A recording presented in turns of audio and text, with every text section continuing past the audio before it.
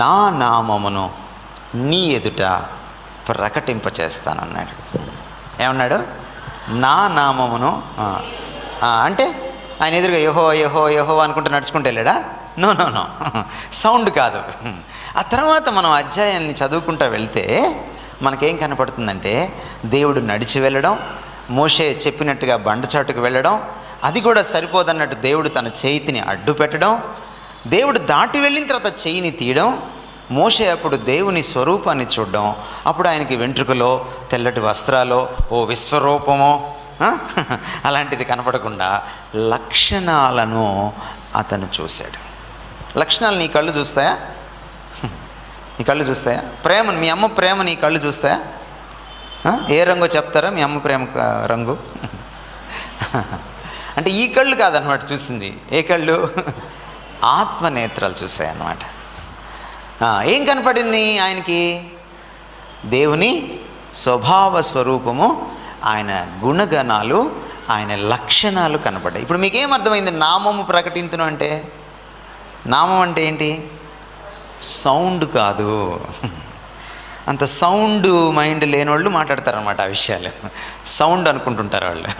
Sound కాదు అది. ఏంటది? నీ నామమును నువ్వు నాకు ఇచ్చిన వారికి నేను ప్రత్యక్షం చేశానని యేసుక్రీస్తు వారు ఇక్కడ అంటున్నారు.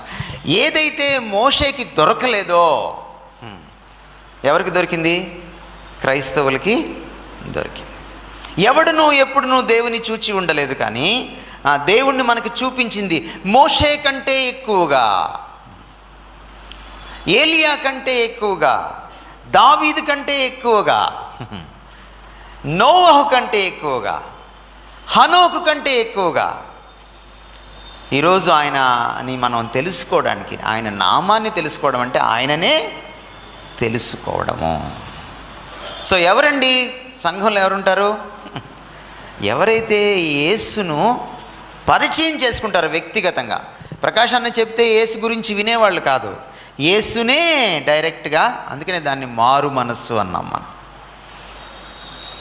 రైట్? అక్కడ మొదలై మనం ముందుకెళ్తే అక్కడ ఒక అద్భుతమైన మాట అంటున్నాడు ఆయన సంఘం గురించి. వాళ్ళు ఎవరట? నీ వాళ్ళు. ఇప్పుడు ఎవరు? నాకిచ్చావు అని అంటున్నాడు. యేసుప్రభువే సంఘాన్ని చూసి, శిష్యగణాన్ని చూసి నీ వాళ్ళు అంటే మనం ఏమనాలి? మన సంఘాన్ని చూసి. మీరు బైబిల్ సంఖ్యలో పెట్టుకుని వచ్చేటప్పుడు ఎవరైనా కనపడితే మీరేమంటారు? మా చర్చికి వెళ్తున్నాం అంటారు కదా. మీ చర్చి కాదు. థ్యాంక్ గాడ్ మీరు యేసు సజీవుడు సహవాస క్రీస్తు సంఘం అని మీరు పెట్టుకున్నారు. Thank God. ఆయన కూడా ఇందాక చెప్తూ ఇది నా సంఘము కాదు అని ఆయన ఉపోద్ఘాతంలో చెప్పారు. Thank God for that. You should never forget this. 170 anniversary అప్పుడు కూడా మీరు మర్చిపోకూడదు. నేను ఒక సంఘానికి 40వ వార్షికోత్సవానికి వెళ్ళాను. ఒక వెస్ట్ గోదావరిలో పెద్ద ఆయన, ఇప్పుడు చనిపోయారు పెద్ద ఆయన, చాలా మంచి దైవజనుడు, చాలా పెద్ద దైవజనుడు, గొప్ప దైవజనుడు. దాదాపు ఒక 40 బ్రాంచ్లు ఆయన చనిపోకముందు ఆయన స్థాపించారు. సరే నన్ను మాట్లాడమన్నారు. ఒకనొక స్పీకర్ని నేను ఆ రోజున సరే వెళ్ళాను. నేను వెళ్ళేటప్పటికే సంఘం క్యాంపస్లో కూడా స్థలం లేదు. సరే ఎక్కడో నక్కి ఓ చోట కూర్చున్నా. ఇలా వాళ్ళ అబ్బాయి నన్ను చూసి లోపలికి తీసుకెళ్లారు, ముందుకు తీసుకెళ్లారు. నేను నా ప్రసంగం ఆరంభించక మునిపే కొన్ని సన్నివేశాలు చూశాను. అక్కడ అయ్యగారిని పైన కూర్చోబెట్టారు. వచ్చిన వాళ్ళందరూ అయ్యగారికి దండేస్తున్నారు. దండేసి అందరూ 2 నిమిషాలు, 3 నిమిషాలు, 4 నిమిషాలు మాట్లాడుతున్నారు. మాట్లాడిన ప్రతి ఒక్కళ్ళు అయ్యగారు అట్లా, అయ్యగారిట, అయ్యగారట, అయ్యగారిట అనే మాట్లాడుతున్నారు తప్ప ఆ పెద్దయ్య గారిని ఎవరు గుర్తు చేసుకోవాలా. సరే నా వంతు వచ్చింది, నేను ప్రసంగికుడిని. సో అప్పుడు కొంచెం గట్టిగానే మాట్లాడాను నేను. అది జరిగి దాదాపుగా ఒక 15 ఏళ్ళు అయింది. ఇప్పటి వరకు వాళ్ళ సంఘానికి నన్ను పిలవలా. ఎందుకంటే పెద్దయ్య గారి గురించి మాట్లాడాను నేను, ఈ అయ్య గారి గురించి మాట్లాడలా. ఎందుకు మీరంతా వచ్చి ఈ అయ్య గారి గురించి మాట్లాడారు, ఆయనకి దండలు వేస్తున్నారు? 40 సంవత్సరాలు ఆయన గొప్పతనం కాదు కదా, ఆయనది కదా గొప్పతనం అని అన్నాను నేను. అది వాళ్ళ కోపాన్ని తీసుకొచ్చింది. సాధారణంగా ఏదైనా సంఘానికి మొదటిసారి వెళ్ళినప్పుడే నేను నిర్ణయించుకుంటాను ఇదే మొదటిసారి అని. అలా నిర్ణయించుకోకపోతే నిర్మోహమాటంగా దేవుని వాక్యాన్ని చెప్పలేను. సో మీకు గుర్తు చేస్తున్నాను ఈరోజు. ఎవరైనా మీరు ఫీల్ అయిపోయారనుకో నా సంఘం అని ఇక్కడ కూర్చున్న వాళ్ళు, మీకు గుర్తు చేస్తున్నా.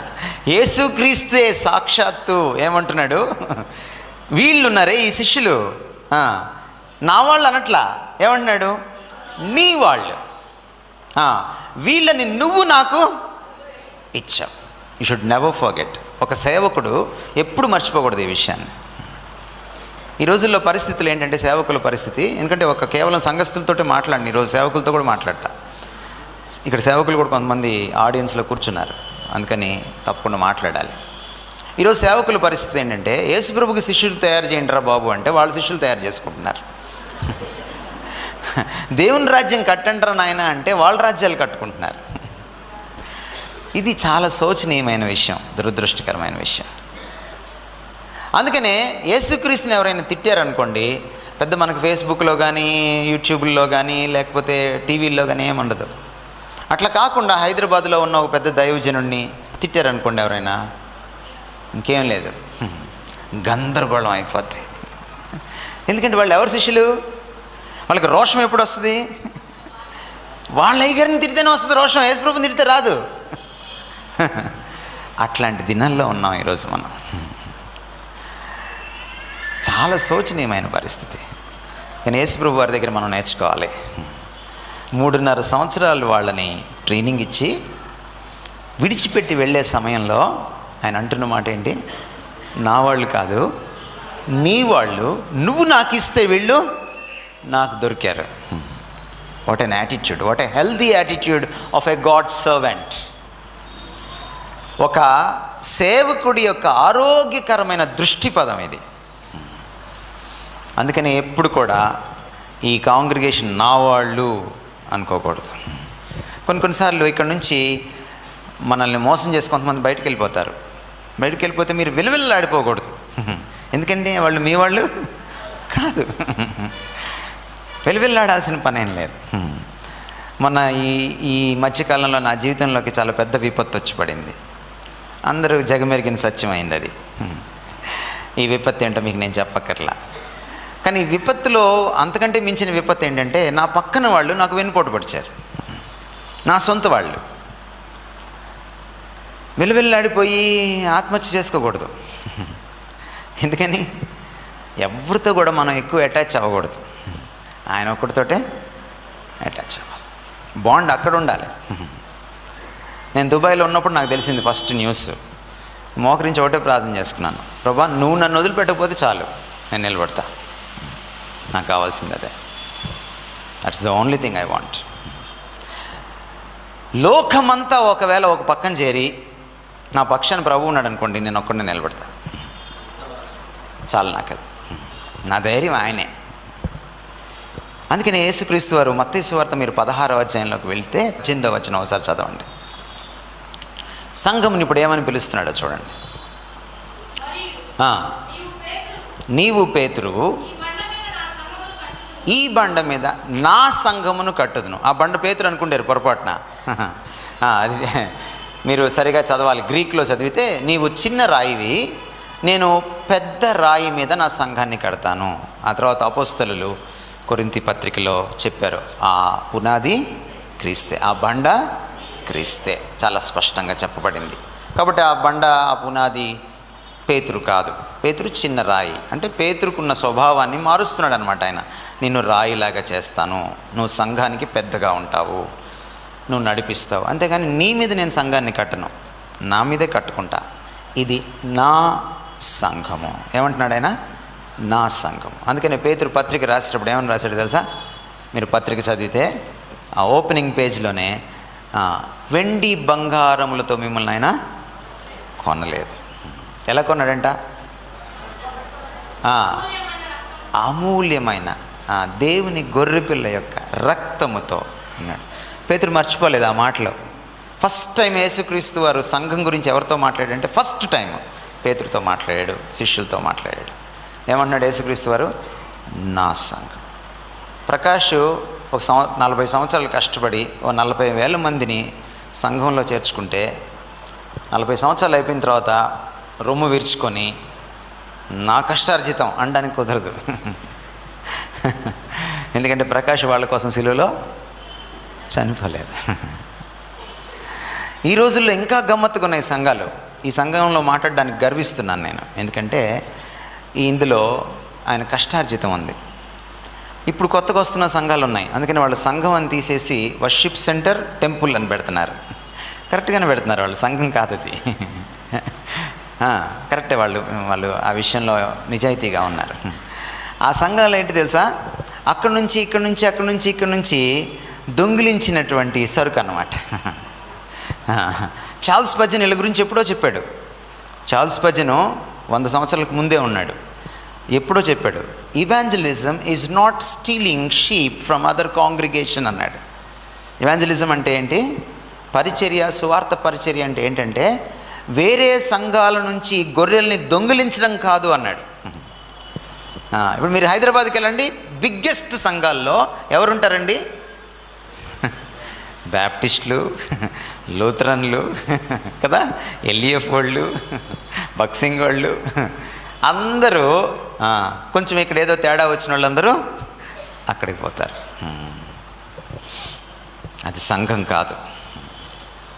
సంఘమట ఆయన రక్తంతో కొనబడింది. ఆయన ప్రసవ వేదన పడితే సిలువలో కన్నాడు మిమ్మల్ని. మీరు మీ సొత్తు కారు, విలువతో కొనబడినవారు. ఏంటి? ఎలా కొన్నాడు? రక్తంతో కొన్నాడు. రక్తం దారబోసుకున్నాడు. ఏ సంఘస్థుడు దీన్ని మర్చిపోకూడదు. ఏ సంఘ సేవకుడు, కాపరి దీన్ని మర్చిపోకూడదు. That's the number 1 truth. ఆ ఒక్క సత్యం మీద ఆధారపడి ఉంటుంది సంఘం. ఎప్పుడైతే నేను మర్చిపోతానో, నేను యేసుక్రీస్తు వారి రక్తంతో కొనబడ్డానని, నేను ఇక్కడ ఉండడానికి పనికిరాను. ఎప్పుడైతే ఒక సేవకుడిగా నేను మర్చిపోతానో, గర్వం చోటు చేసుకుంటుంది నా హృదయంలో. ఇది నాది, నా అచీవ్మెంట్ అనిపిస్తుంది. సో అందులోంచి మనం బయటకు రావాలి. అందుకని మనం ఇంతమందిని చూసినప్పుడు మనలో కలగాల్సింది ఏంటంటే, ప్రభువా నువ్వు ఇచ్చిన వాళ్ళు యేసుక్రీస్తు ప్రార్థనలు, కాబట్టి నేను కృతజ్ఞత కలిగి ఉంటాను. సాధారణంగా సభ్యులు పాస్టర్ గారికి కృతజ్ఞత కలిగి ఉంటారు కదా. అందుకనే కొన్నిసార్లు మనం కృతజ్ఞత కానుకలేస్తాం కదా కదా. కానీ ఎవరు కృతజ్ఞత కలిగి ఉండాలి? పాస్టర్ గారు సభ్యుల గురించి, సభ్యులకి కాదు దేవునికి కృతజ్ఞత కలిగి ఉండాలి. ఎందుకంటే ఆయన ఇచ్చిన వాళ్ళు. ఇది మనం 17వ వార్షికోత్సవం నాడు గుర్తు పెట్టుకోవాలి. That is very very important. Right. నా యేసుక్రీస్తు వారు 8వ వచనంకి వచ్చేటప్పటికి మరొక విషయం చెప్తాడు. అక్కడ చాలా ప్రాముఖ్యమైన విషయం ఏంటంటే, నీ మాటలు నేను వాళ్ళకి ఇచ్చాను, వాళ్ళు దాన్ని స్వీకరించుకున్నారు, అంతేకాదు వాళ్ళు దాన్ని తెలుసుకున్నారు. ఎలా తెలుసుకున్నారు? ఎంత తెలుసుకున్నారు? నన్ను నమ్మగలిగే అంత. నీవు నన్ను పంపితివని వాళ్ళు నమ్మారు.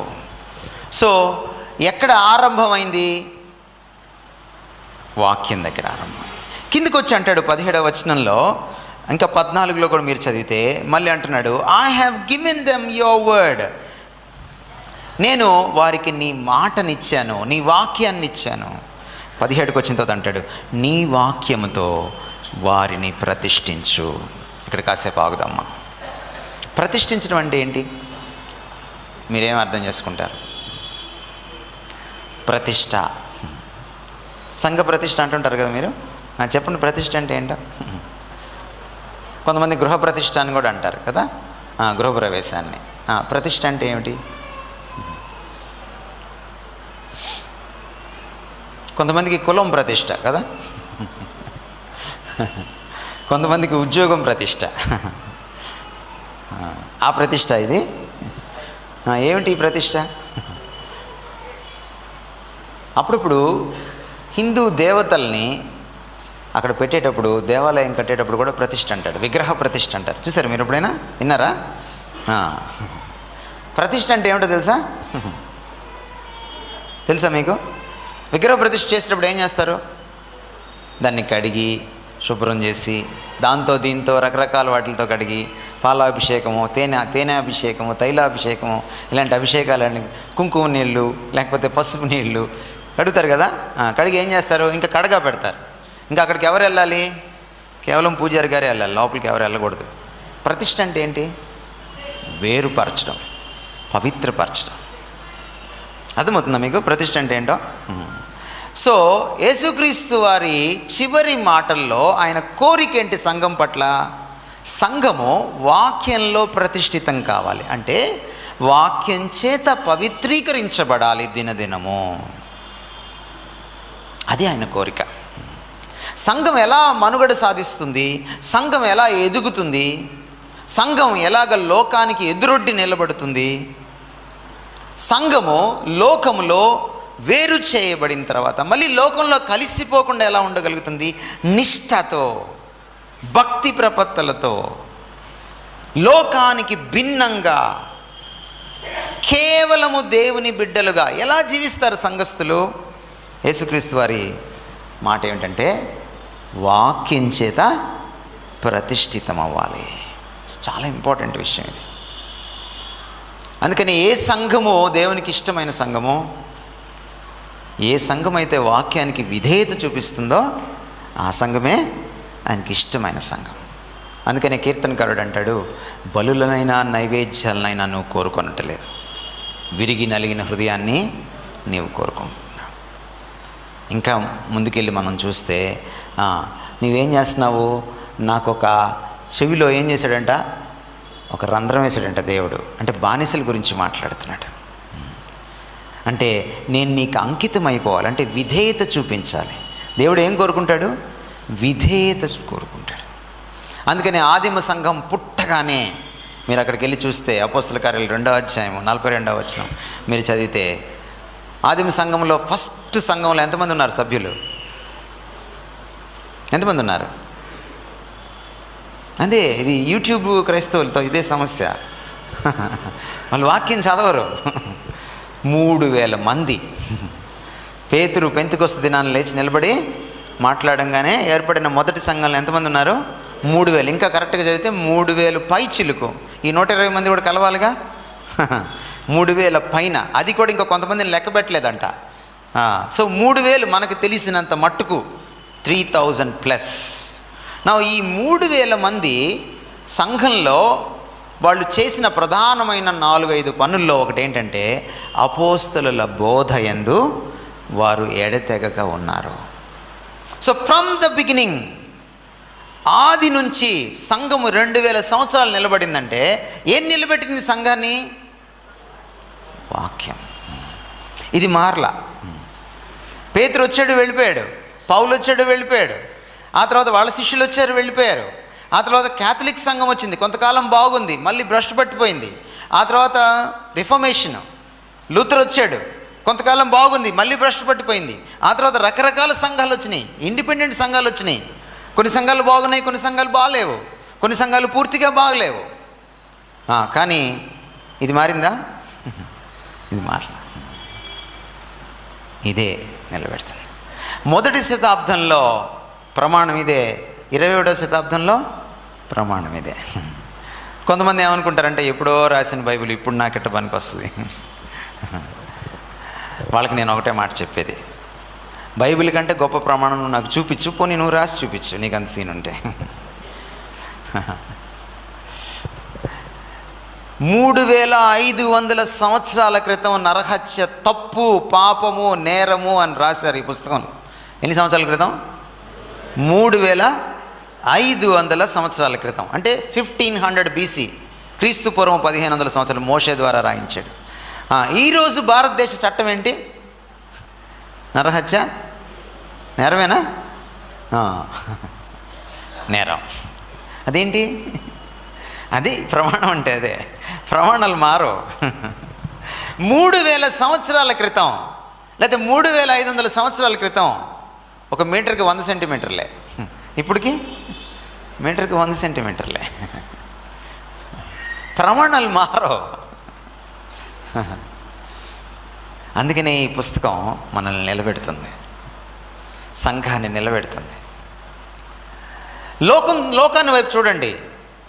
ఒకప్పుడు లంచం తీసుకుంటే ఔరా ఆయన లంచం తీసుకున్నాడట అనేవాళ్ళు. ఇప్పుడు లంచం తీసుకోకపోతే ఆయన లంచం తీసుకోడట. ప్రమాణం ఏమైంది? మారిపోయింది. కానీ ఇది మారుతుందా? మారుచున్న సమాజంలో మారని యువకులు లేవాలి, మారని క్రైస్తవులు కావాలి. ఎలా ఉంటాం మారకుండా మనం? ఇదిగో ఇదే ప్రమాణం. ఎవరైతే దీనికి పెద్దపీట వేస్తారో, ఎవరైతే దీన్ని దినదినము శ్రద్ధగా చదువుతారో, ఎవరైతే దీన్ని లోతుగా చదివి అర్థం చేసుకుంటారో, ఆకలింపు చేసుకుంటారో, జీర్ణించుకుంటారో, ఎవరైతే దీన్ని పఠించడమే కాదు పాటిస్తారో తమ జీవితంలో, వాడు ధన్యుడు. వాడు దివారాత్రములు దాన్ని ధ్యానిస్తూ, అందు ఆనందిస్తూ, ధర్మశాస్త్రం అందు ఆనందిస్తూ ఫలించే చెట్టు వలె ఉంటాడు. ఎవరు ధన్యుడైన క్రైస్తవుడు? టీవీల్లో మీరు విన్నట్టుగా మీ అమ్మాయికి అమెరికా సంబంధం వస్తేనే ధన్యుడు కాదు. మీరు చాలా బహిరంగ సభల్లో చూసినట్టుగా మీకు డబ్బులు దొరికితే ధన్యులు కాదు. మీరు కారుల్లో బంగ్లాల్లో ఉంటే ధన్యులు కాదు. ఎవరు ధన్యులు? దీన్ని పాటించువాడు. బైబిల్లో ఒక అద్భుతమైన మాట ఉంది, దేవుని చిత్తమును జరిగించువాడు నిరంతరము నిలుచును. ఆకాశములు గతిస్తాయి, భూమి కూడా గతించిపోతుంది, పర్వతములు తత్తరిల్లిపోతాయి, కానీ ఆయన మాటలో, ఆయన వాక్యంలో, ధర్మశాస్త్రంలో ఒక పొల్లైనా పోదు. అటువంటి ధర్మశాస్త్రాన్ని నువ్వు నేను పాటిస్తే ఆకాశం కంటే భూమి కంటే నువ్వు నిలబడతావు. భూమి వెళ్ళిపోతుంది, ఆకాశం వెళ్ళిపోతుంది, కొత్త భూమి కొత్త ఆకాశం వస్తుంది, కానీ నువ్వు ఉంటావు అందులో. సంఘం గొప్పతనం అదే. లోకంలో మనకు కనపడే ఆకర్షణ అది ఎలాంటిదంటే దంసపు నురుగు లాంటిది. తీయంగానే వస్తుంది, కాసేపటికి అది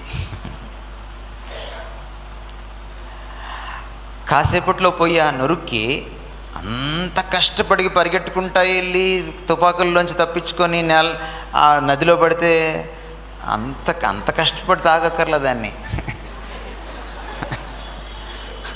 థమ్సప్కే నువ్వు అంత కష్టపడితే దీనికి ఎంత కష్టపడాలి?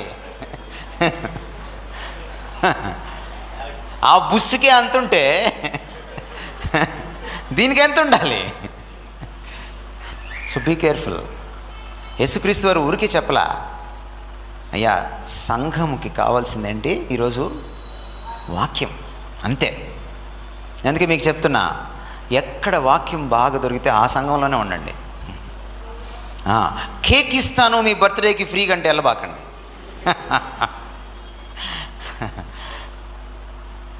మీకు బాగా లేకపోతే ఫ్రీ మెడిసిన్ ఇస్తానంటే వెళ్ళకండి.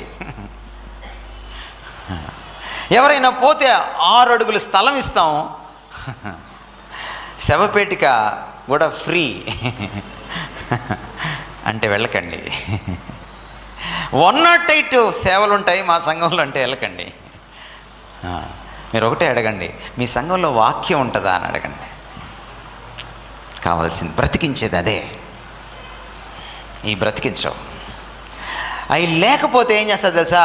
వాక్యం లేదు కదా, అందుకనే 108 అంటారు.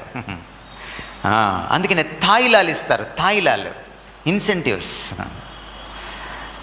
ఎలక్షన్ టైంలో రాజకీయ నాయకులు చెప్తారే, మమ్మల్ని గెలిపిస్తే, సేమ్ వీళ్ళు క్రైస్తవ రాజకీయ నాయకులు, వీళ్ళు పాస్టర్లు కాదు, డోంట్ గో. ఇవన్నీ లౌకికమైన విషయాలు. కావాల్సింది సంఘానికి ఏంటండి? వాక్యం. అందుకని I encourage you on the 17th anniversary of your church. Read the word, study the word, meditate on the word, practice the word and proclaim the word. వాక్యాన్ని చదవండి, మీరు లోతుగా అధ్యయనం చేయండి. అధ్యాయాలు కదా కావాల్సింది. ఒక్క పేరాలో ఏముంది, ఒక వచనంలో ఏముంది, లోతుగా చదవండి,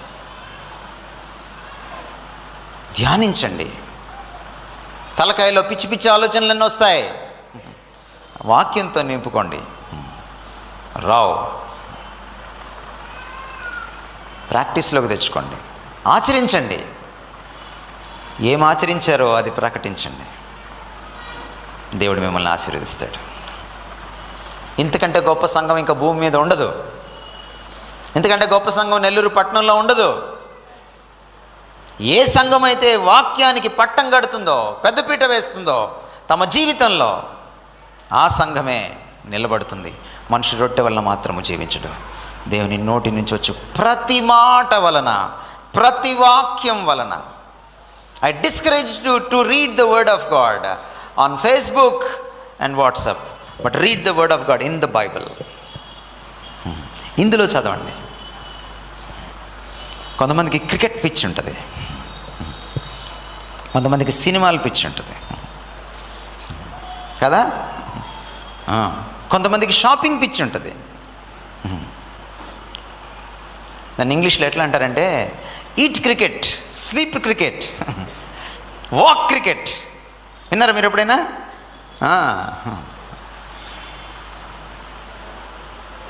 నేనేమంటానంటే eat Bible, sleep Bible, walk Bible.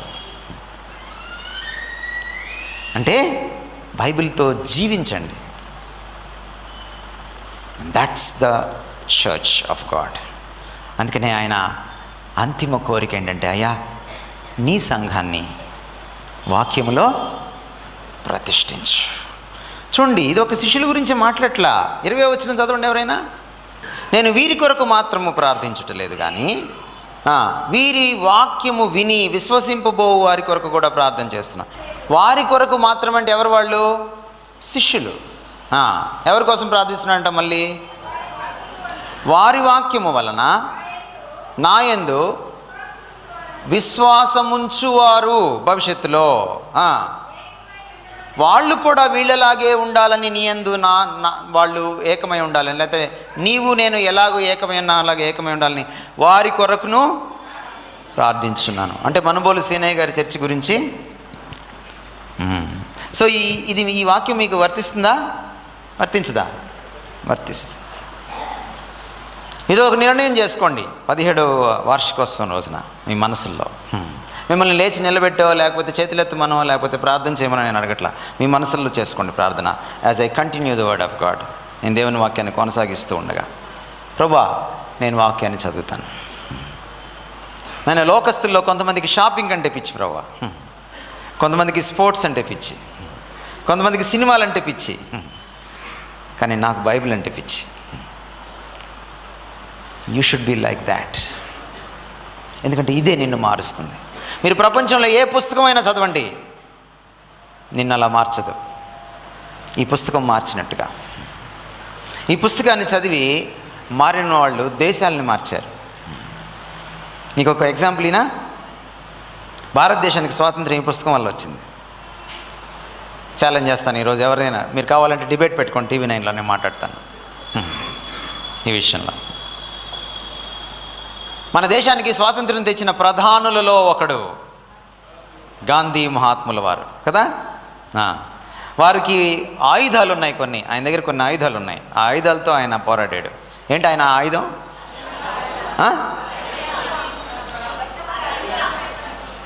అహింస. రెండోది సత్యము, సత్యాగ్రహము కదా. బ్రిటిష్ వారు ఆయన ఎందుకు గౌరవించారో తెలుసా? ఆయన 2 ఆయుధాలని ఇక్కడి నుంచి తెచ్చుకున్నాడు. భారతదేశంలో కొన్ని అద్భుతమైన పుస్తకాలు ఉన్నాయి. గౌతమ బుద్ధుల వారు రాశారు.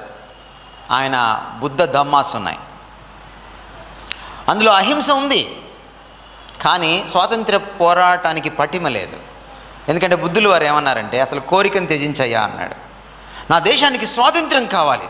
తప్పు తమ్ముడు, అది కోరిక, త్యజించాలి నువ్వు అన్నాడు ఆయన. కానీ కాబట్టి బుద్ధుల వారి బోధ ప్రకారం వెళ్తే స్వాతంత్ర్య పోరాటానికి స్ఫూర్తి రాదు. ఎందుకని? కోరికను చంపుకోవాలి. స్వాతంత్రం కావాలి, నా జన్మ హక్కు అన్నది ఒక కోరిక, దాన్ని చంపేయాలి. కాబట్టి గాంధీ గారికి బుద్ధుల వారు పనిచేయరు. పక్కన పెడదాం. భగవద్గీతలో ఏముంది? అహింసావాదమా హింసావాదమా? గాంధీ గారు చదివిన ఇష్టపడిన రెండు పుస్తకాలు, ఒకటి భగవద్గీత, ఇంకొకటి బైబిల్. అందుకనే గాంధీ గారికి ఇష్టమైన భాగము బైబిల్లో ఏంటంటే కొత్త నిబంధనలో ఉన్న యేసుక్రీస్తు వారి కొండ మీది ప్రసంగం. మీకేం అర్థమవుతుంది? స్వాతంత్ర్యాన్ని నిరాయుధంతో, అహింసతో, సత్యాగ్రహంతో తెచ్చిపెట్టిన గాంధీ మహాత్ముడికి ఊపిరి పోసింది, ఆయన ఉద్యమానికి ఊపిరి పోసింది. ఇది చదివితే ఒక మదర్ తెరీసా పుడుతుంది, ఇది చదివితే ఒక విలియం కేరీ పుడతాడు, ఇది చదివితే ఒక గాంధీ మహాత్ముడు పుడతాడు. అందుకనే దీన్ని నిర్లక్ష్యం చేయకూడదు. అందుకని యేసుక్రీస్తు వారు ఏమన్నారు? నా సంఘం ఎలా ఉండాలి? ప్రతిష్ఠితం చేయి. దేవుడు తన సంఘాన్ని 2 విధాలుగా కడుక్కుంటాడు. ఒకటి తన రక్తంతో కడుక్కుంటాడు. ఎవరైతే రక్తంతో కడుగుపడ్డారో, తమ పాపాలు ఒప్పుకున్నారో, ఆయన దగ్గర పశ్చాత్తాపడ్డారో, ఆయన సిలువ దగ్గరికి స్వచ్ఛందంగా ఇష్టంగా పరిగెట్టారో, వాళ్ళని తన రక్తంతో కడుగుతాడు, వాళ్ళని తన సంఘస్థులుగా చేసుకుంటాడు. ఆ తర్వాత ఆయన కడుగుతూనే ఉంటాడు మరొక దాంతో. దేంతో తెలుసా? వాక్యంతో. అందుకని ఎఫెసీ పత్రిక 5వ అధ్యాయంలో సంఘం గురించి రాస్తూ ఈ మాటలు ఉన్నాయి. తన ఎదుట సంఘాన్ని ఎలా నిలవబెట్టుకోవాలనుకున్నాడంట? పరిశుద్ధమైనదిగా, నిర్దోషమైనదిగా, మహిమగల సంఘముగా తన ఎదుట ఆయన దానిని నిలవబెట్టుకోవడానికి ఏం చేశాడు? ఆయన వాక్యముతో, ఉదక స్నానముతో దాన్ని కడుగుతాడట. సో సంఘము యేసుక్రీస్తు వారి ఎదుట ఒక పవిత్రమైన సంఘంగా, నిష్కలంకమైన సంఘంగా, నిర్దోషమైన సంఘంగా, మహిమగల సంఘంగా ఎలా నిలబడుతుంది? దీంతో కడగబడాలి. ఎవరిని కడుగుతుంది వాక్యము? వాక్యం విన్న ప్రతి ఒక్కరిని వాక్యము కడగదు. అందుకని యేసుక్రీస్తు వారు ఒక మాట అన్నారు, చెవులు గలవాడు వినుగా. అంటే చాలామందికి చెవులు కొరికేసి ఉన్నాయా? కాదు. ఎవరికైతే వాక్యాన్ని లోపలికి తీసుకోవడానికి ఇష్టపడుతున్నాడో, వినడానికి ఇష్టపడుతున్నాడో. ఈ రోజుల్లో తల్లిదండ్రులు పిల్లలకి చెప్తుంటే ఏమంటారు? వింటారా? వినరు. చాలామంది తల్లిదండ్రులు కంప్లైంట్ ఏంటి? మా అమ్మాయి మాటినట్లేదు, మా అబ్బాయి మాటినట్లేదు. అంటే ఏంటి మీ అబ్బాయి చెవిటోడా అని అడగం. ఏంటది? విధేయత చూపించకపోవడం. యేసుక్రీస్తు వారు ఏమన్నారంటే, ఎవడు ధన్యుడంటే విధేయత చూపించినవాడు. మీరు చదివినటువంటి వాక్య భాగం చాలా ప్రాముఖ్యమైనది.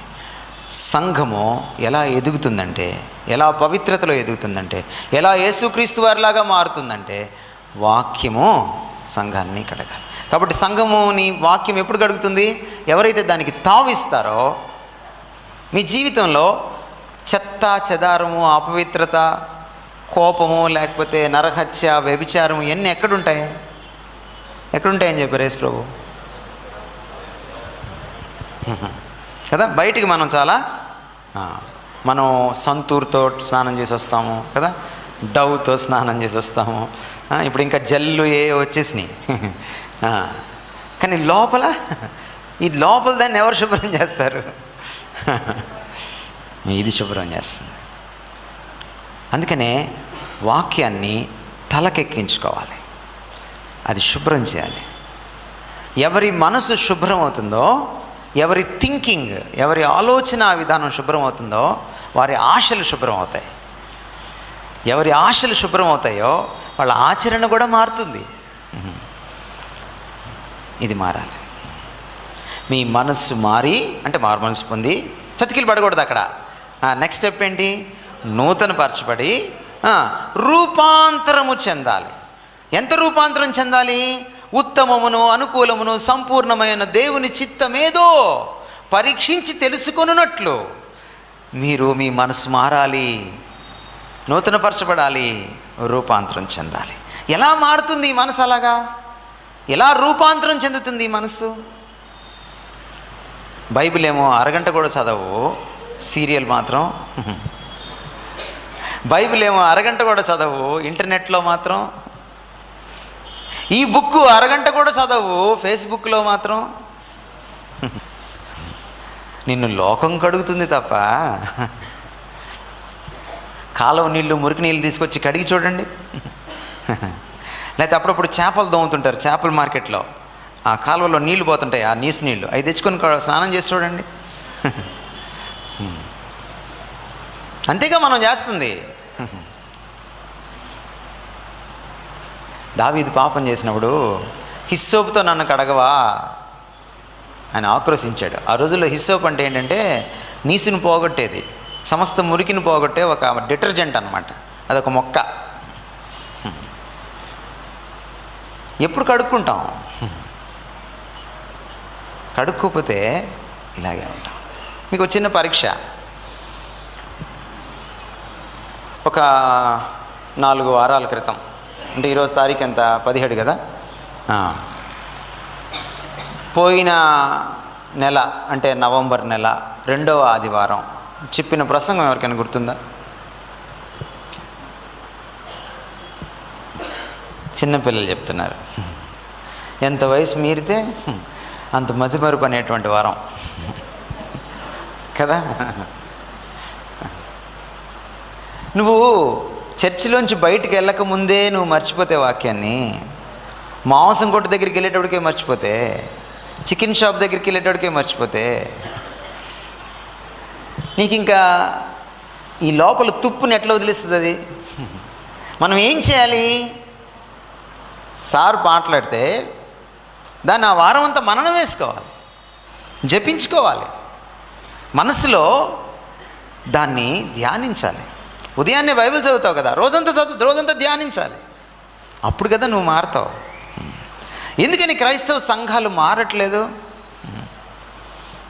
కారణం అదే. యేసుక్రీస్తు వారి కళ ఏంటంటే వాక్యానికి మీరు తావు ఇవ్వాలని, ఆ వాక్యం మిమ్మల్ని పట్టుకోవాలని. ఎంత పట్టుకోవాలంటే హెబ్రీ పత్రిక 4:12 చదవండి. సజీవమై బలము కలదై 2 అంచులు కల ఎటువంటి ఖడ్గము కంటెను వాడిగా ఉండి ప్రాణాత్మలను, కీళ్లను, మూలుగను విభజించినంత మట్టుకు దూర్చు, హృదయం యొక్క తలంపులను, ఆలోచనలను. That is the power of the word of God. దేవుని వాక్యం యొక్క పవర్ అది.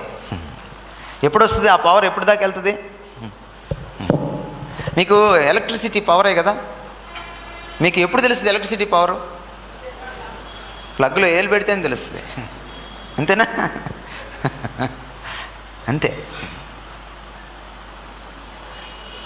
అనుభవించాలి. వాక్యానికి తావు ఇవ్వండి జీవితంలో. ఊరికే ప్రసంగాలు వినడం కాదు, చదవండి. బెరయా క్రైస్తవులు మీరు ఎంతగా ఎదగాలంటే వాక్యంలో, నాలాంటి వాళ్ళు వచ్చి వాక్యం చెప్తున్నప్పుడు, అన్నా పలానా చోట తప్పు చెప్పారన్నా, ఇదిగో నా వాక్యం ఇలా ఉందన్నా, మీరు ఎలా చెప్పారేంటన్నా అని అనగలిగే స్థాయికి మీరు ఎదగాలి. ఎందుకంటే నేను మానవ మాత్రమే కాబట్టి రేపు పొద్దున్న తప్పు చెప్పే అవకాశం ఉంది. ఇది తప్పు చేయదు. మరొక విషయంలోకి నేను మిమ్మల్ని తీసుకెళ్తాను. యేసుక్రీస్తు వారు ఇంకొక అద్భుతమైన మాట అన్నారు. ఆయన ఏమన్నారంటే, నామం గురించి చెప్పారు, వాక్యం గురించి చెప్పారు. ఇప్పుడు ఆయన లోకము గురించి మాట్లాడుతున్నారు. ఏమని అంటున్నారు చూడండి, 18వ వచనం చదువుతారా ఎవరైనా? నీవు నన్ను లోకములోనికి పంపిన ప్రకారము నేను వారికి పంపితిని. లోకములోనికి పంపుతున్నాడంట. ఇది చాలా నోట్ చేసుకోవాల్సిన పాయింట్. ఇది సంఘముకి సవాల్ ఏంటో తెలుసా? ఆదివారం మీరు చాలా హాయిగా ఉంటారు, ఎందుకంటే లోపల ఉంటారు. లోపల ఎలా ఉంటుంది? మీకు ఒక ఆరాధన, ఒక ఫీలింగు కదా, ఒక భజన కదా. ఇటు చూస్తే విశ్వాసులు, ఇటు చూస్తే విశ్వాసులు, ఎటు చూసినా ఇంకా అన్ని దేవుని విషయాలే. ఎప్పుడు సవాల్ మీకు? సోమవారం మ్యూజిక్ స్టార్ట్ అవుతుంది. సంఘాన్ని దేవుడు ఎందుకు ఏర్పరచుకున్నాడంట? ఊరికి చర్చిలో కూర్చొని ఏదో సహవాసం చేసుకోవడానికో లేకపోతే ఉపవాసం చేసుకోవడానికో కాదు. ఇక్కడ బలం పొంది ఎక్కడికి వెళ్ళాలి మీరు? లోకములోనికి. ఇప్పుడు 14వ వచనం చదవండి.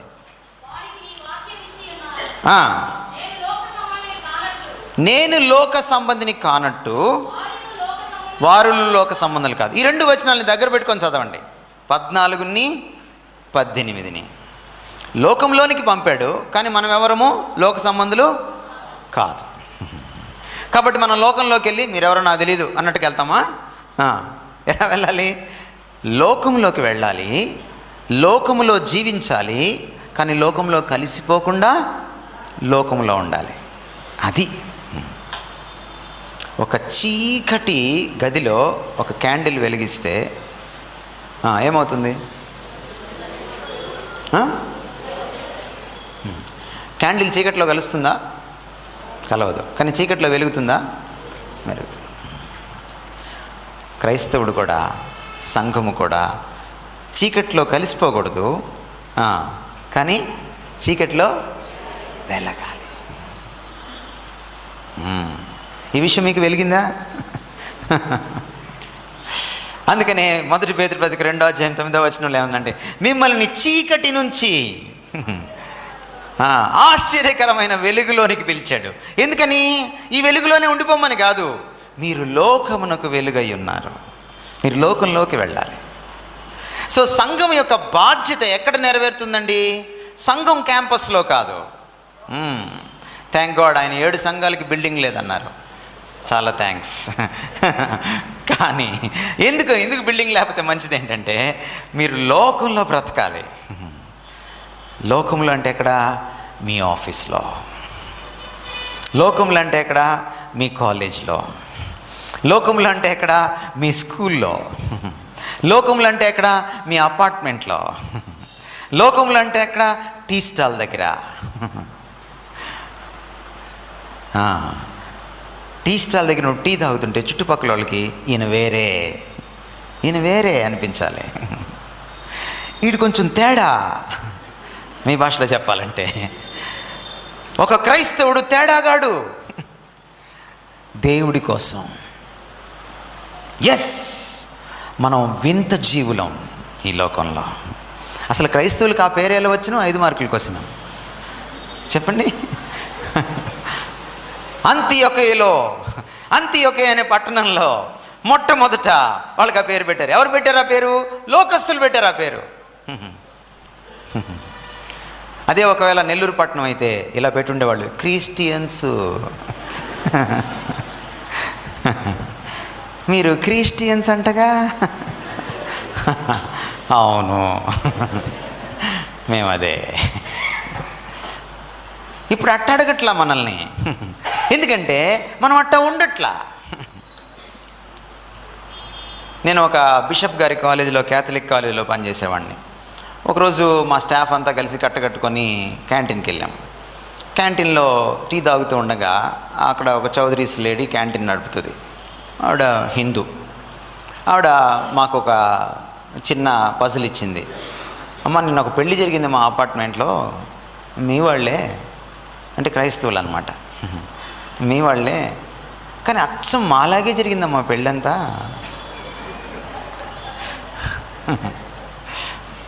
బొమ్మ తేడా అమ్మ, యేసుప్రభు బొమ్మ పెట్టారంతే. మన వాళ్ళకి బొమ్మ కనపడుతుంది. ఆమె అడుగుతుంటే ఆమె ప్రశ్న వేసింది, మీకు మాకు ఏంటమ్మ తేడా అంది. తేడా లేని క్రైస్తవులు లోకంలో దేవునికి పనికిరారు. Remember this. యేసును వెంబడించేవాడు లోకాన్ని వెంబడించలేడు. యేసుతో కలిసి నడిచేవాడు లోకంతో కలిసి నడవలేడు. లోకమునైనను దానిలో ఉన్న వాటినైనను ప్రేమింపకుడి. లోకములో ఉన్నదంతయు నేత్రాశయు, శరీరాశయు, జీవపు డంబమును. ఎలా వస్తుంది?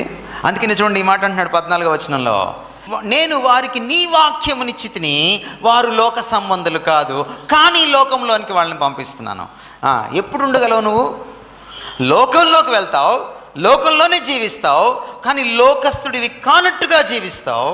చీకటిలో వెలుగుతావు, చీకటిలో కలిసిపోవు. ఎప్పుడది? వాక్యాన్ని తీసుకెళ్ళినప్పుడు. అందుకే ఆదివారం ఇక్కడికి రావాలి, సోమవారం అక్కడ ఉండాలి, ఇక్కడ బలం పొందాలి, ఇక్కడ ప్రక్షాళన జరగాలి, ఇక్కడ రూపాంతరం చెందాలి, అక్కడికి వెళ్ళాలి. అప్పుడప్పుడు దీపంలో ఎంత నూనె పోసినా వత్తి ఎలగదు. ఏం చేస్తారు మీరు? వత్తిని కత్తిరిస్తారు. కత్తిరించరా? సరి చేస్తారు. మీ క్యాండిల్ కొన్నిసార్లు ఎరగదు. ఏం చేస్తారు? ఆ వత్తిని సరి చేస్తారు.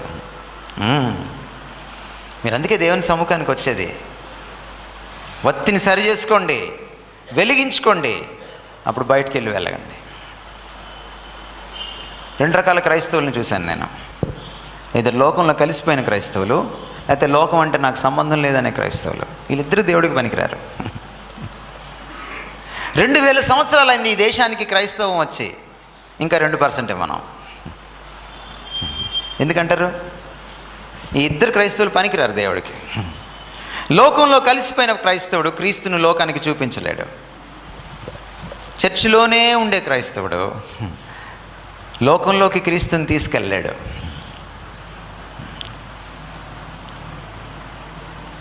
మనకెవరు కావాలి? లోకంలోకి వెళ్ళే క్రైస్తవులు కావాలి, కానీ లోకస్తులుగా జీవించని క్రైస్తవులు కావాలి. అందుకనే యేసుప్రభు 2 ఉదాహరణలు వాడాడు, 2 పోలికలు వాడాడు. ఒకటేం వాడాడు తెలుసా? మీరు లోకానికి వెలుగు. ఇంకోటి ఏం వాడాడు తెలుసా? మీరు లోకానికి ఉప్పు. వెలుగు ఎప్పుడు కూడా నేను ఇక్కడ ఉన్నానని గంట బజాయించుకోదు. మీరు అప్పుడప్పుడు ట్రైన్లో వెళ్తుంటే, బస్సులో వెళ్తుంటే చీకటిగా ఉంటుంది రోడ్లో, కొన్నిసార్లు లైట్లు ఉండవు, కానీ చిన్నగా మినుకురు పురుగులు కనపడుతుంటాయి. మినుకురు పురుగులు లైట్ ఎంత ఉంటుంది? చాలా చిన్నది, కానీ ఎలా చూస్తారు మీరు? చీకటి. కనీసం అంతన్నా వెలుగుతున్నావా అనేది ప్రశ్న యేసుప్రభు కోసం. అంతన్నా వెలుగుతున్నావా? క్యాండిల్ అంత కూడా వద్దు, మినుకురు పురుగు అంతా వెలుగుతున్నావా? వెలక్కపోతే 17 సంవత్సరాల నీ సంఘ జీవితం వ్యర్థం, 20 సంవత్సరాల నీ క్రైస్తవ జీవితం వ్యర్థం. Take care. క్రైస్తవం అంటే 40 రోజుల పండగ, లెంటు, ఈస్టరు, లేకపోతే గుడ్ ఫ్రైడే, లేకపోతే క్రిస్మస్, పెద్ద స్టారు, పెద్ద చెట్టు, నల్లగని బట్టలు, ఇస్త్రీ బట్టలు, కొత్త కరుకులైన బట్టలు, ఈ కాదు క్రైస్తవం అంటే.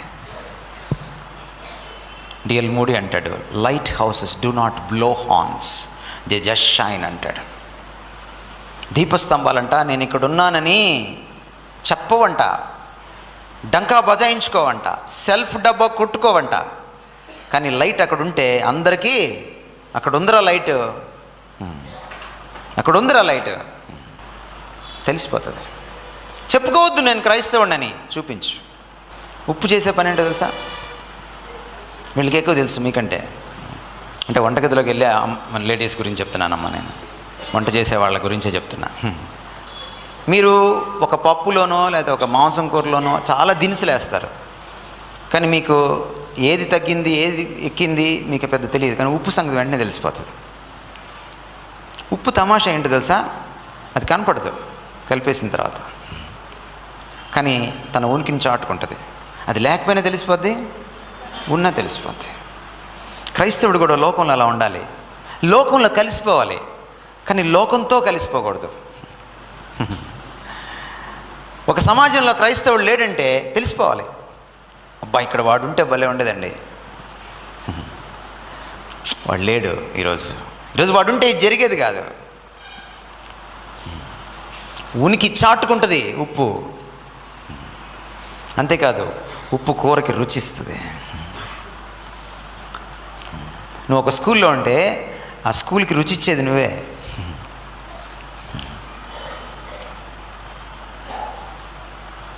అంతేకాదు ఉప్పు ఏం చేస్తుంది తెలుసా?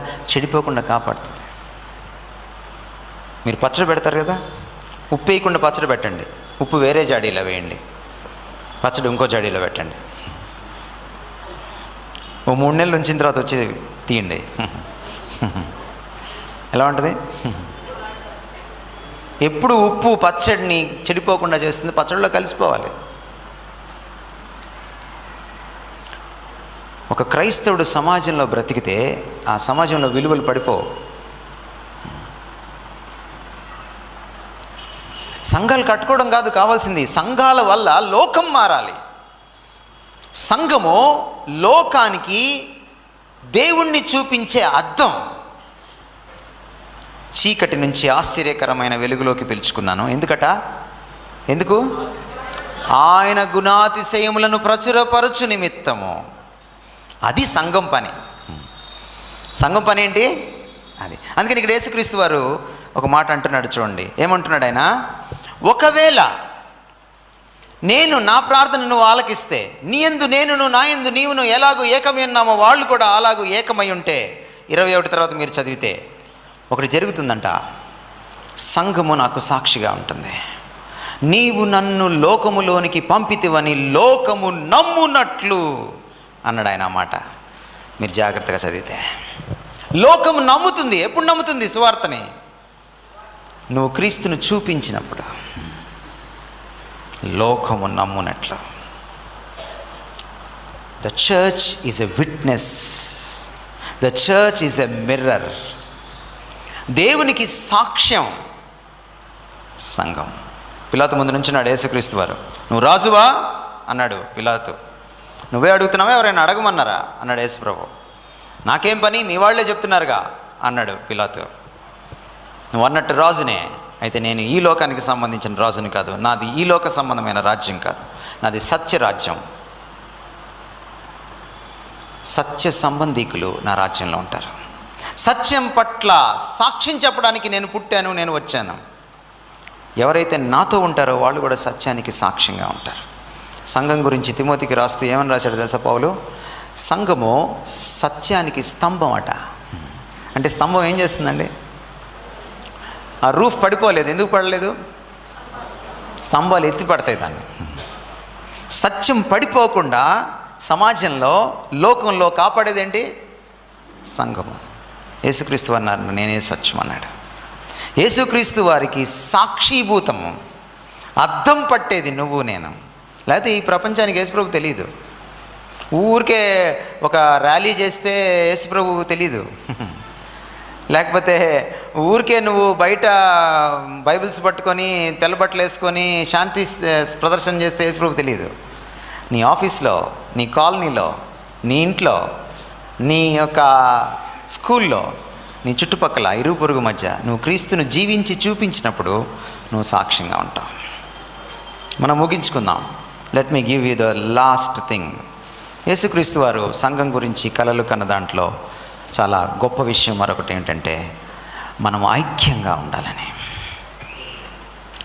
మనమంతా ఐక్యంగా ఉండాలి. ఎలా ఉండాలంటే ఐక్యంగా, తండ్రి కుమారులు ఎలాంటి ఐక్యత ఉందో వారి మధ్య, ఎలాంటి ప్రేమ ఉందో అలాంటి ప్రేమలో ఐక్యతలో విలసిల్లాలి.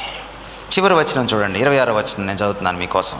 And I have declared to them your name and will declare it that the love with which you loved me may be in them I in them. ఏ ప్రేమతో నువ్వు నన్ను ప్రేమించావో తండ్రి, ఆ ప్రేమ వారిలో ఉండాలి, నేను వారిలో ఉండాలి. ఈరోజు సంఘాలతో సమస్య ఏంటి తెలుసా? వార్షికోత్సవాలు గడిచే కొద్దీ ప్రేమ తగ్గిపోతుంది. ఇది ప్రాబ్లం. ఎవరు ప్రేమించగలరు? ప్రేమ గురించిన కొన్ని రహస్యాలు చెప్తాం మీకు ఈరోజు.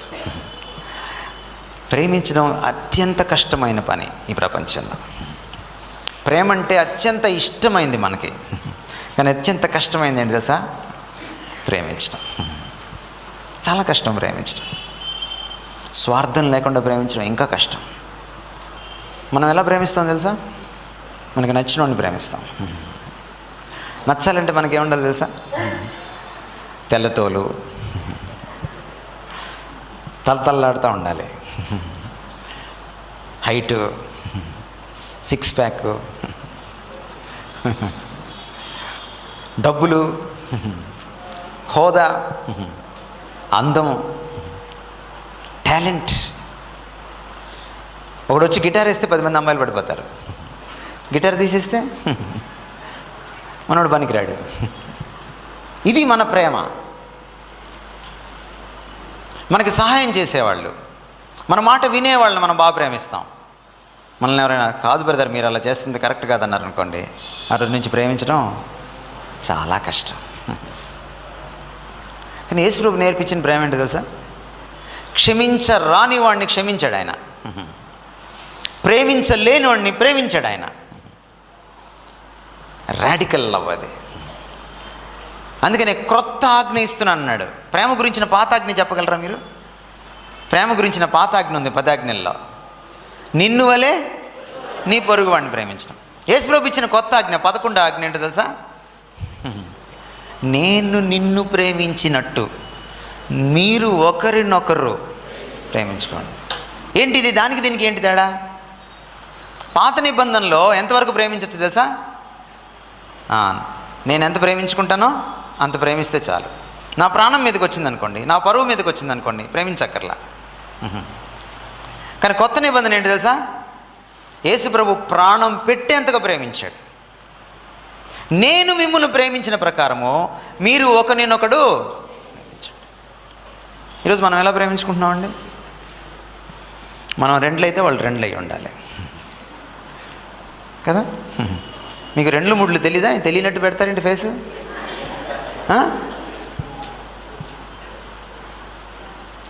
మనం 3 అయితే వాళ్ళు 3 అయి ఉండాలి. ఏమండి? 2 అమ్మాయిని 3 అమ్మాయికి అబ్బాయికి ఇవ్వరు, 3 అబ్బాయిని 2కి ఇవ్వరు. మళ్ళీ అందులో తెగలో పొరపాటు నువ్వు హిందూ ఫ్యామిలీ నుంచి మారుమనసు పొంది వస్తే ఒక అగ్రకులం నుంచి మరొక అగ్రకులం వాడికే మారుమనసు పొందిన వాడికి ఇస్తావు తప్ప ఈ 2 3కి ఇవ్వు. అది మన ప్రేమ. మీ నెల్లూరులో ఈ ఫీలింగ్ ఎక్కువ అనుకుంటుగా. జాగ్రత్త, దేవుడు ఉమ్మేకి ముందే తేరుకోండి. ఆయన కొట్టాడంటే నేలకు కరుచుకుంటారు.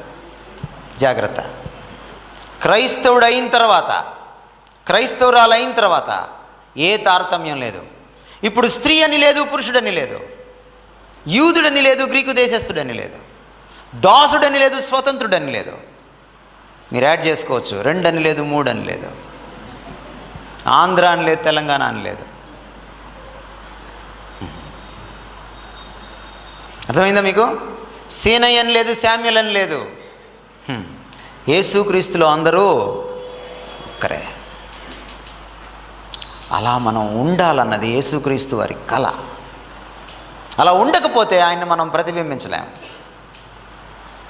ఈ లోకం దేనికోసం అరువులు చేస్తుందో తెలుసా? ఈ రోజున డబ్బు కోసం కాదు, పదవుల కోసం కాదు. ఏం దొరక్కపోతుందో తెలుసా ఈ లోకంలో? డబ్బు పడేస్తే ఏమైనా దొరుకుతుంది ఈ లోకంలో, కానీ ఒకటి దొరకదు, ప్రేమ. స్వచ్ఛమైన ప్రేమ, నిస్వార్థమైన ప్రేమ. నువ్వు ఏం పెట్టి కొన్నా దొరకదు. లోకానికి తెలియాలి, ఈ వార్త దావానంలాగా వ్యాపించాలి, బ్రేకింగ్ న్యూస్ అవ్వాలి. ఇది ప్రేమ దొరుకుద్దంట ఒక చోట, సీనయ్య గారి చర్చిలో. అసలైన చర్చి, అసలైన ప్రేమ. ప్రేమ దొరుకుద్దంట ఒక చోట, అది క్రైస్తవులు ఎక్కడుంటే అక్కడ ఉంటుందంట. వాళ్ళకి కులం లేదంట, వాళ్ళకి మతం లేదంట, వాళ్ళకి ఆడమగ తేడా లేదంట, వాళ్ళకి పక్షపాతాలు ఉండవంట. చెప్పుకుంటారా మీ గురించి లోకంలో? అది సంఘం అంటే. సంఘం అంటే ప్రేమకు ప్రతీక. యేసుక్రీస్తు వారి ప్రార్థన జాగ్రత్తగా వినండి. నీ యందు నేను, నా యందు నీవు, అంటే త్రియేక దేవత్వంలో ఎలాంటి ప్రేమ వెలసిల్లుతుందో అలాంటి ప్రేమ క్రింద మనలో వెలసిల్లాలి.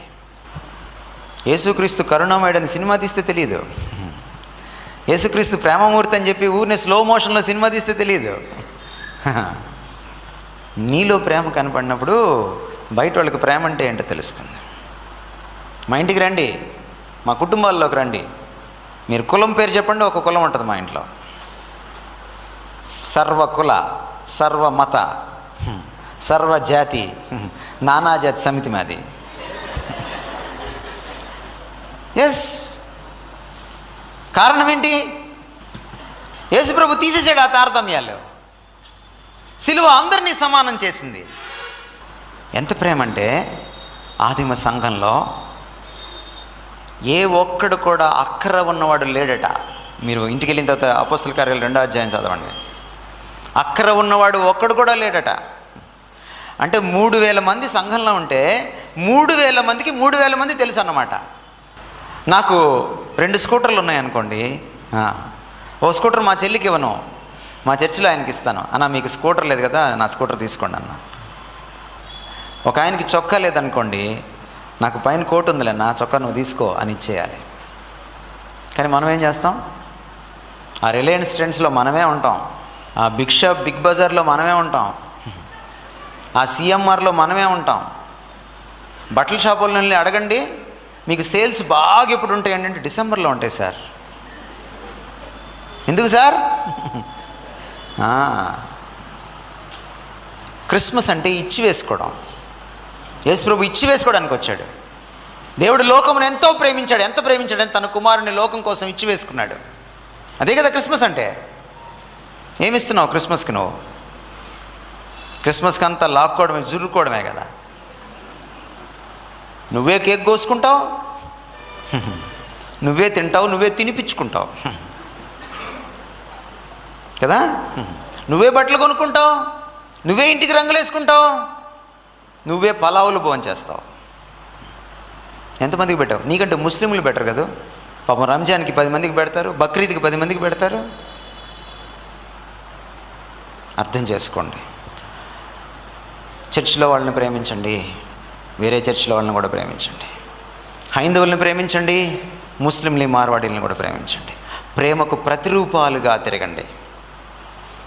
ప్రేమించలేని వాడిని ప్రేమించండి, క్షమించలేని వాడిని క్షమించండి. ఎందుకంటే అది క్రీస్తుకే సాధ్యం, క్రీస్తులో ఉన్న నీకే సాధ్యం. ఒకవేళ అయ్యగారు నీకు ఇక్కడ పాట ఇవ్వకపోయినా ఆయన్ని ప్రేమించండి. అదే సంఘం అంటే. నీకంటే ఎక్కువసార్లు నీ తమ్ముడో, నీ చెల్లో, నీ పక్కన ఉన్న వాళ్ళు పాట పాడితే అభినందించడానికి మనసు వచ్చే అంత ప్రేమించండి. చర్చికి వచ్చింది షో చేసుకోవడానికి కాదు, స్టిల్ అమ్ముకోవడానికి కాదు, ఆరాధించడానికి, తోటి విశ్వాసతో ఆ ప్రేమ బంధాన్ని ఆస్వాదించడానికి, ఆ పవిత్ర ప్రేమ బంధంలో ఆస్వాదించడానికి. అంతే తప్ప నేను ఇన్ని సంవత్సరాలుగా వస్తున్నాను చర్చ్కి, అన్నెప్పుడు నన్ను స్టేజ్ దగ్గరికి పిలవలేదు, ఒక్కసారైనా ప్రార్థన ఇవ్వలేదు, ఒక్కసారైనా బైబిల్ చదవడానికి ఇవ్వలేదు. నో. ప్రేమ ఉన్న చోట పోటీతత్వం ఉండదు, ప్రేమ ఉన్న చోట త్యాగం ఉంటుంది. త్యాగాన్ని ఆనందిస్తాం, త్యాగంలో ఆనందిస్తాం. ఇది క్రైస్తవం. యేసుప్రభు అంటాడు, మీరు ఒకరినొకరు అలా ప్రేమించుకుంటే క్రొత్త ఆజ్ఞ మీకు ఇస్తున్నాను, నిన్ను వలే నీ పొరుగువాడిని ప్రేమించడం కాదు, నీకంటే ఎక్కువగా నీ పొరుగువాడిని ప్రేమించే నాలాంటి ప్రేమతో మీరు కానీ ప్రేమించగలిగితే అప్పుడు ఏం జరుగుతుందంట? మీరు నా శిష్యులని లోకము తెలుసుకుంటుంది. యోహాను సువార్త 13వ అధ్యాయం ఇంటికి వెళ్ళిందో చదవండి. మీరు నా శిష్యులని లోకము తెలుసుకుంటుంది. యంగ్స్టర్స్కి కూడా చెప్తున్నాను ఈరోజు, మీరు సినిమాల్లో ప్రేమ ఉందనో లేకపోతే ఇంకెక్కడో ప్రేమ ఉందనో పాకులాడబాకండి. యేసు ప్రభు తెలియనోడు ప్రేమించలేడు, ప్రేమను అర్థం చేసుకోలేడు. ప్రేమ బడి ఒక్క యేసు బడిలోనే సాధ్యం. ఇంకెక్కడ దొరకదు మీకు ప్రేమ. బీచ్లో దొరకదు, కాలేజ్ క్యాంపస్లో దొరకదు, పార్కుల్లో దొరకదు, సినిమా హాల్లో దొరకదు. యేసు ప్రభు దగ్గరే దొరుకుతుంది. నేర్చుకోండి. ఆ ప్రేమను చవి చూస్తే మీకు అర్థమవుతుంది. ఎప్పుడైతే మనం ఇలా జీవిస్తామో మన 17 సంవత్సరాల వసంతాలకి ఒక సార్థకత చేకూరుతుంది. మన సంఘం ఒక ప్రత్యేక సంఘంగా నిలబడుతుంది. క్రీస్తును ఎత్తిపట్టే సంఘం, క్రీస్తుకు విధేయత చూపించే సంఘం, ఆయన మాటకు విలువిచ్చే సంఘం, క్రీస్తును చూపించే సంఘం, క్రీస్తు ప్రేమను పుణికిపుచ్చుకున్న సంఘం, క్రీస్తు లాంటి ప్రేమతో ప్రేమించే సంఘం, అలాంటి ప్రేమ విలసిల్లే సంఘం, ఇటువంటి సంఘంగా మీరు పరిడవిల్లాలని దేవుడు మిమ్మల్ని ఆశీర్వదించాలని దేవుణ్ణి ప్రార్థిస్తూ, మిమ్మల్ని ఆయనకి అప్పగిస్తూ, మీరు కూడా ఆయన ఆత్మ కార్యసిద్ధికి అప్పగించుకోవాలని మిమ్మల్ని మనవి చేస్తూ, అప్పుడు తప్ప తెలుసుకున్న ఈ విషయాలు, నేర్చుకున్న ఈ విషయాలు వంటబట్టవని, ఆచరణీయం కావని మీకు గుర్తు చేస్తూ, నాకు ఇచ్చిన సమయాన్ని బట్టి మరి పీటర్ పాల్ గారికి వందనాలు తెలియజేస్తూ, మీ సహనానికి కూడా నా కృతజ్ఞతలు తెలియజేస్తూ ముగిస్తున్నాను. ప్రార్థన చేద్దాం. ప్రేమ కలిగిన తండ్రి, ఈ పాదాలకు వందనాలు. సంఘం ఎలా ఉండాలో, సంఘం ఎవరి సొత్తో, సంఘం ఎవరిని చూపించాలో, సంఘం విలువేంటో, సంఘంగా మేమేం చేయగలమో, మాకెంత విలువ ఉందో, ఆయన మా మీద ఎంత గురుతర బాధ్యత ఉందో, సంఘంగా మేము ప్రతిబింబించాల్సిన లక్షణాలు ఏమిటో, దాని స్వరూప స్వభావాలేంటో, సంఘం పట్ల, మా పట్ల నీకున్న కళ ఏంటో, గుండె చప్పుడేంటో, నీ తృష్ణ ఏంటో, నీ తపనేంటో మా కన్నుల ముందు ఆవిష్కరించావు తండ్రి. తీసుకోవడం మా వంతు, పాటించడం మా వంతు. బలహీనలో నాయన వింటాం, మర్చిపోతాం తండ్రి. బలహీనలో తండ్రి, పాటించాలనుకుంటాం కానీ పాటించలేని అశక్తత నాయనా, మమ్మల్ని దర్శించండి, మా కృపనివ్వండి, బలపరచండి, మా చేయి పట్టుకోండి, నడిపించండి. ఎవరైతే శ్రద్ధగా వాక్యం విన్నారో, ఎవరైతే నిన్ను పాటించాలని, వెంబడించాలని కంకణం కట్టుకున్నారో, ఎవరైతే నీ వాక్యాన్ని ప్రతిదినం చదువుతామని, లోతుగా చదువుతామని, ధ్యానిస్తామని, పాటిస్తామని, ప్రకటిస్తామని నిర్ణయాలు తీసుకున్నారో, వారందరినీ నీ చేతుల్లో పెట్టుకుంటున్నాను తండ్రి. నాయనా, నీకు మహిమ తెచ్చుకోండి వారి జీవితాల ద్వారా. ముఖ్యంగా సోమవారం నుంచి శనివారం దాకా లోకంలో ఉన్న ఈ సంఘము ద్వారా మీరు మహిమ పొందండి. లోకానికి క్రీస్తును ప్రకటించడానికి నాయన ఒక దర్పణంగా ఈ సంఘాన్ని వాడుకోండి, ఒక వెలుగుగా, దీపస్తంభంగా ఈ సంఘాన్ని వాడుకోండి. లోకంలోకి వెళ్ళి లోకంలో కలిసిపోకుండా నాయన సంఘం యొక్క ఉప్పు పోషించే బాధ్యతను పోషించడానికి కృపనివ్వండి. సంఘము లోపల సైతము నీ వాక్యానికి పట్టం కట్టే సంఘంగా, నీ ప్రేమను తండ్రి రుచి చూసే సంఘంగా, ఆస్వాదించే సంఘంగా, ఇచ్చిపుచ్చుకునే సంఘంగా నాయన ఈ సంఘాన్ని మీరు నిలవబెట్టుకోండి. అనేకమైన ఆత్మల్ని చేర్చండి నాయన, ఇంకా ఆశీర్వదించండి. అనేక మంది అన్యుల జీవితాలు ఈ సంఘ పరిచర్య ద్వారా స్పృశించబడ్డానికి, వాళ్ళు క్రీస్తు జ్ఞానంలోకి రావడానికి, అపవాది కోట గోడల్ని బీటలు వారేలా చేసి యెహోషువ కాలంలో యెరికోని ఎలా జయించారో అలా జయించే సంఘంగా నీ వాక్యాన్ని పాటించే ధన్యత వారికి దయచేయాలని యేసుక్రీస్తు వారి పేట వేడుకుంటున్నాము తండ్రి. ఆమేన్. సజీవ స్వరం